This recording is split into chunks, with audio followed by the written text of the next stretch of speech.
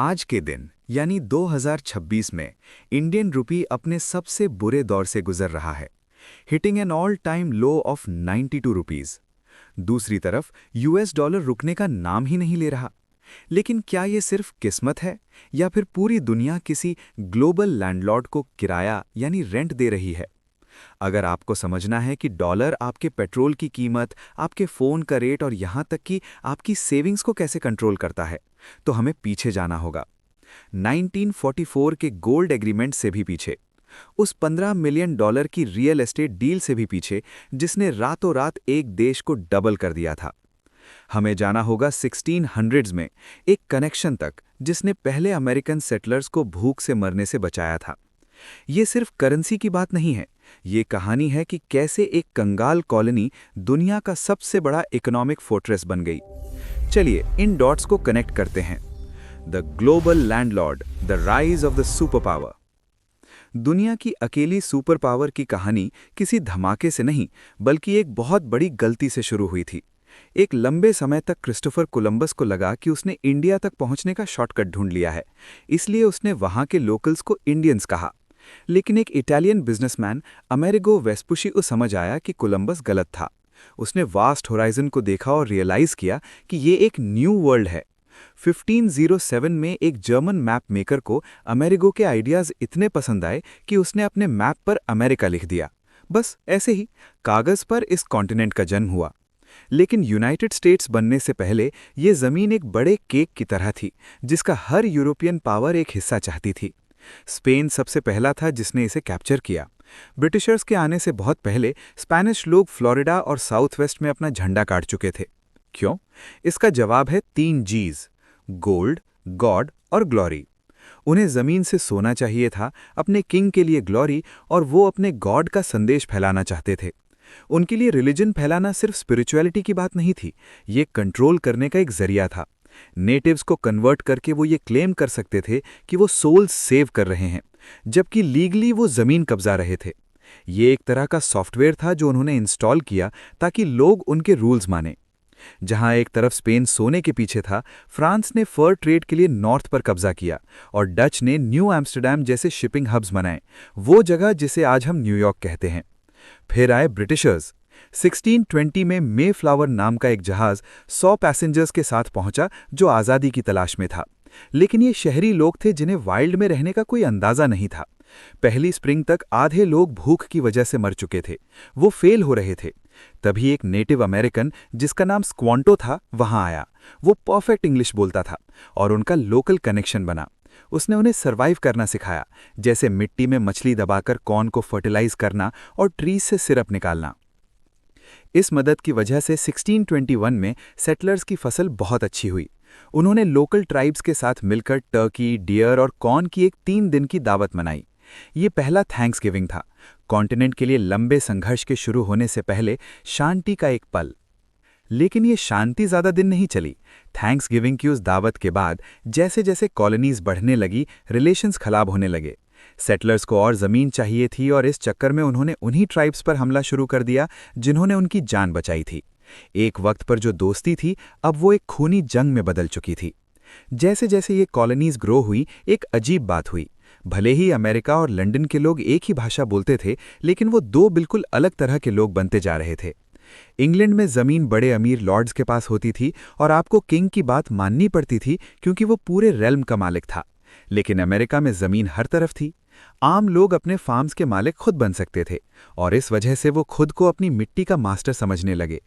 150 साल तक कड़ाके की ठंड झेलने और जीरो से शहर बनाने के बाद वो खुद को ब्रिटिश नहीं बल्कि अमेरिकन महसूस करने लगे। उनके लिए हार्ड वर्क और रिजल्ट्स की कीमत ज़्यादा थी, ना कि इस बात की कि आपका बाप कौन है और लंदन में आपके पास क्या टाइटल है। असली तकरार 7 इयर्स वॉर के बाद शुरू हुई। ब्रिटेन युद्ध लड़ते लड़ते कंगाल हो चुका था और उसने डिसाइड किया कि इसका बिल कॉलोनीज भरेंगे। उन्होंने हर चीज़ पर टैक्स लगा दिया, लीगल पेपर्स, न्यूज़पेपर्स और यहाँ तक कि चाय पर भी।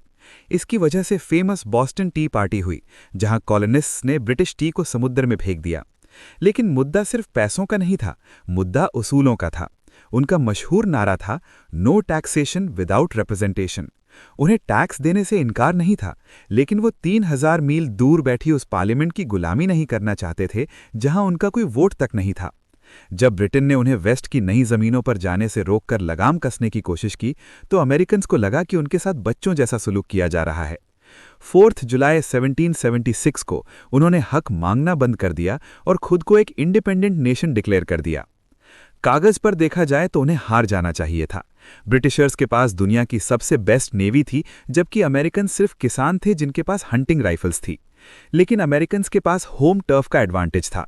वो hit and run guerrilla tactics use करते थे, पेड़ों के पीछे छुपकर हमला करना, जबकि ब्रिटिशर्स सीधी लाइंस में खड़े रहते थे। सबसे बड़ी बात, यूएस को एक 2 फ्रंट एडवांटेज मिला।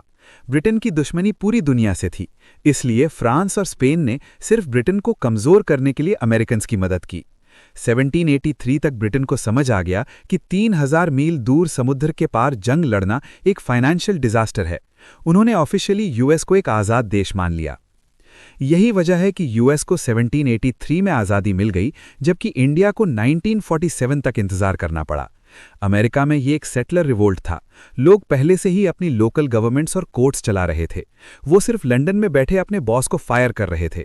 लेकिन इंडिया में ब्रिटिशर्स आउटसाइडर्स थे, जो एक पूरे देश को हॉस्टेज बनाए हुए थे।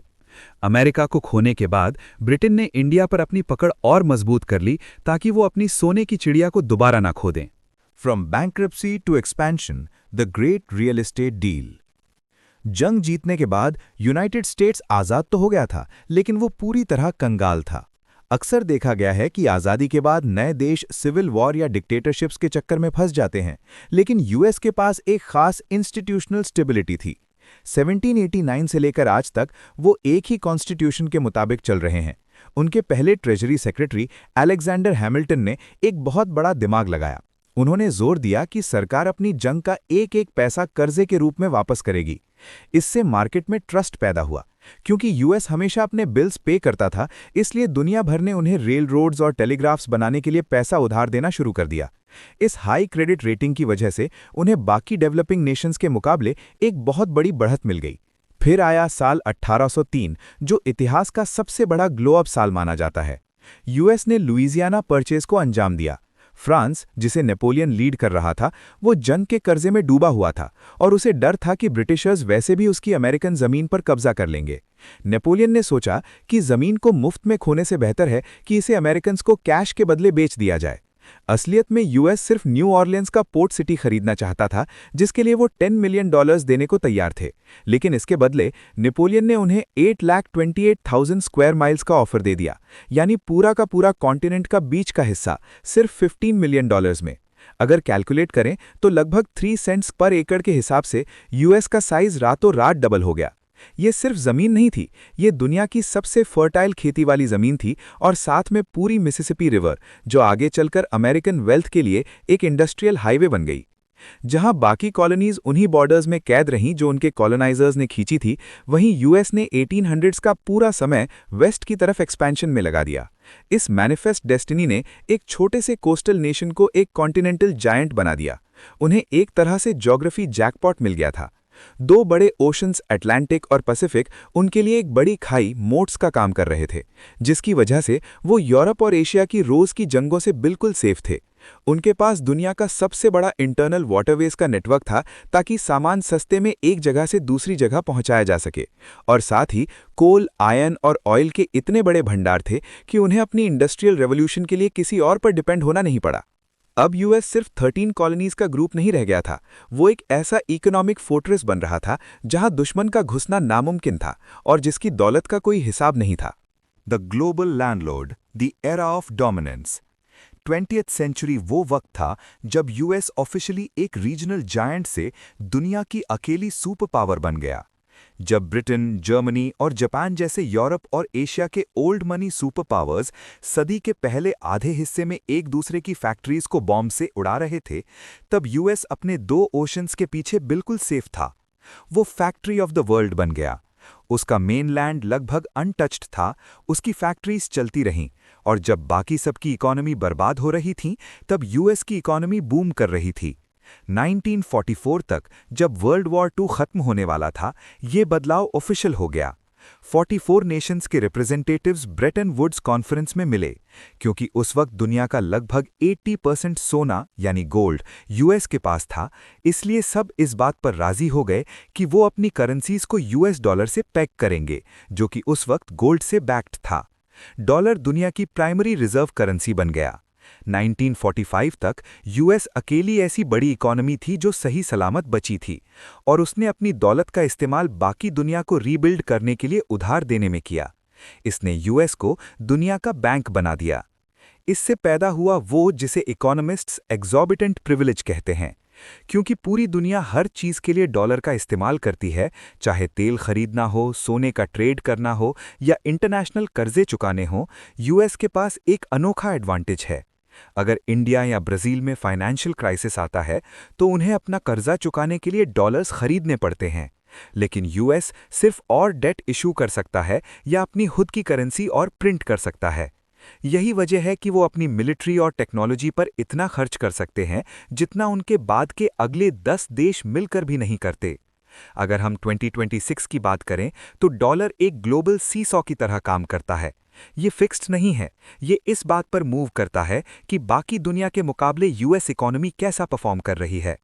2026 की शुरुआत में हम देख रहे हैं कि डॉलर बेहद मजबूत बना हुआ है, जबकि इंडियन रुपी जैसी करेंसी स्ट्रगल कर रही हैं, जो हाल ही में 92 रुपीस के लो पर पहुंच गया है। इस डोमिनेंस के पीछे 4 बड़े कारण हैं। The safety factor. जब दुनिया में जियोपॉलिटिकल टेंशन बढ़ती है तो इन्वेस्टर्स डर जाते हैं। वो रिस्की मार्केट से अपना पैसा निकालकर यूएस डॉलर में लगा देते हैं, क्योंकि इसे दुनिया का सबसे सेफ वॉल्ट माना जाता है। The magnet factor. Interest rates. US federal reserve ने इंटरेस्ट रेट्स को बाकी बड़ी इकोनॉमीज के मुकाबले ज्यादा रखा है। अगर यूरोप का बैंक 2% इंटरेस्ट दे रहा है और यूएस का अकाउंट 5% दे रहा है, तो इन्वेस्टर्स अपनी लोकल करेंसी बेचकर डॉलर्स खरीदेंगे, जिससे डॉलर का प्राइस बढ़ जाता है। The oil and gold rule. दुनिया की लगभग सारी कमोडिटीज के प्राइस डॉलर्स में तय होते हैं। अगर 2 अलग देश आपस में तेल यानी ऑयल का ट्रेड करते हैं तो वो भी अक्सर डॉलर्स में पेमेंट करते हैं। इससे डॉलर की एक ऐसी डिमांड बनी रहती है जो किसी और देश के पास नहीं है। The AI and tech lead. 21st century का सबसे प्रॉफिटेबल सेक्टर है आर्टिफिशियल इंटेलिजेंस, और यूएस इसमें सबसे आगे है। दुनिया भर के इन्वेस्टर्स एनवीडिया, माइक्रोसॉफ्ट और गूगल जैसी कंपनीज के स्टॉक्स खरीदना चाहते हैं, और ऐसा करने के लिए उन्हें यूएस डॉलर्स की जरूरत पड़ती है। जहां चाइना जैसे देश एजिंग पॉपुलेशन की प्रॉब्लम फेस कर रहे हैं और यूरोपियन यूनियन की ग्रोथ स्लो हो चुकी है, वहीं यूएस को अपने 200 साल पुराने हेड स्टार्ट का फायदा मिल रहा है। वो एक सुपर जायंट इसलिए बना क्योंकि वो जंग से दूर था, रिसोर्सेज में अमीर था, और उसमें फाइनेंस को लेकर तब सही चालें चलीं जब बाकी दुनिया सबसे कमजोर थी। आज यूएस एक ग्लोबल लैंडलॉर्ड बन चुका है, और इसका डॉलर सिस्टम किसी और देश के लिए बराबरी करना बहुत मुश्किल बना देता है। The 2026 landscape, why the dollar stands alone. Final part. हमने देखा कि कैसे यूएस एक सुपर जायंट बना, लेकिन आज के वक्त में वो पावर कैसी दिखती है। आज ग्लोबल इकोनॉमी 2 अलग दुनियाओं की कहानी बन चुकी है। एक तरफ है यूएस डॉलर और दूसरी तरफ बाकी सारी करेंसीज जो सिर्फ बराबरी करने की कोशिश कर रही हैं। इंडियन रुपी को ही ले लीजिए। सिर्फ कुछ दिन पहले 30 जनवरी 2026 को रुपी ने एक नया रिकॉर्ड लो देखा और 92 पर डॉलर के साइकोलॉजिकल बैरियर को पार कर लिया। इंडिया की इतनी स्ट्रांग इंटरनल ग्रोथ के बावजूद ऐसा क्यों हो रहा है? ये डॉलर मैग्नेट का असर है। भला ही इंडिया ग्रो कर रहा है, लेकिन ग्लोबल इन्वेस्टर्स एमर्जिंग मार्केट से अपना पैसा निकालकर यूएस में शिफ्ट कर रहे हैं, क्योंकि वहां इंटरेस्ट रेट्स ज्यादा हैं और रिस्क कम। क्योंकि इंडिया तेल का इंपोर्टर है और मिडिल ईस्ट में टेंशन्स की वजह से क्रूड ऑयल के प्राइसेस बढ़ गए हैं, इंडिया को तेल के लिए डॉलर्स खरीदने के लिए और भी ज्यादा रुपीस बेचने पड़ रहे हैं। बाकी बड़े प्लेयर्स की कहानी भी मिलती जुलती है।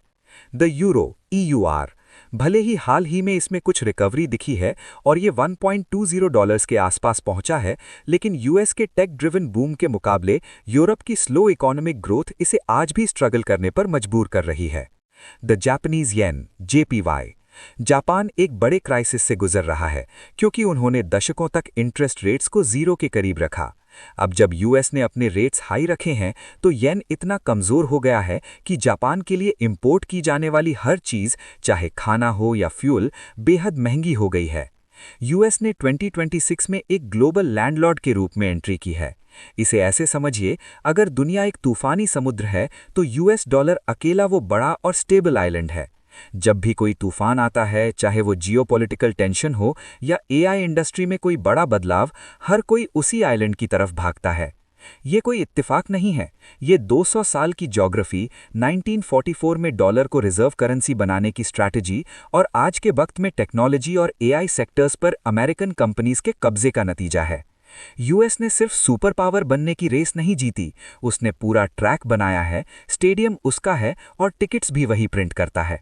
यही वजह है कि 2026 में भी जब आपको तेल खरीदना हो, फ्यूचर में इन्वेस्ट करना हो या सिर्फ अपनी सेविंग्स को सेफ रखना हो, आपको लगभग हमेशा यूएस डॉलर के रास्ते ही जाना पड़ता है। तो दोस्तों, ये थी कहानी उस ग्लोबल लैंडलॉर्ड की जिसने कागज के एक टुकड़े को पूरी दुनिया की ताकत बना दिया। क्या आपको लगता है कि आने वाले सालों में कोई और करेंसी, चाहे वो चाइनीज युआन हो या कोई डिजिटल करेंसी, डॉलर के इस राज को खत्म कर पाएगी? अपने थॉट्स नीचे कमेंट्स में ज़रूर बताएं। अगर आपको ये वीडियो इन्फॉर्मेटिव लगा और आप ऐसे ही कॉम्प्लेक्स ग्लोबल टॉपिक्स को आसान भाषा में समझना चाहते हैं, तो वीडियो को लाइक करें और स्क्रोलिंग स्कॉलर्स को सब्सक्राइब करना ना भूलें। हम मिलेंगे अगले वीडियो में, तब तक के लिए कीप स्क्रोलिंग, कीप लर्निंग। धन्यवाद। जय हिंद।